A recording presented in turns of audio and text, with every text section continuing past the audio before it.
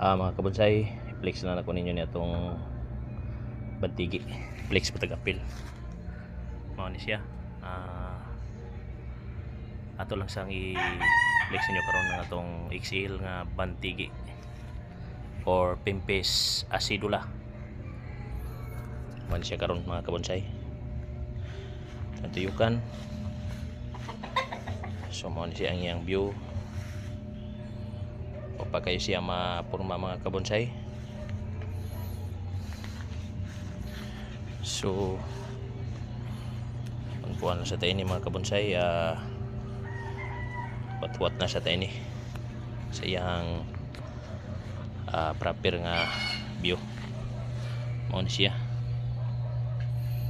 Alright mga kabonsay, kung nagagusto ka nga video, please comment down below og palihog lang po tag-share og kuyugi lang po og comment og react.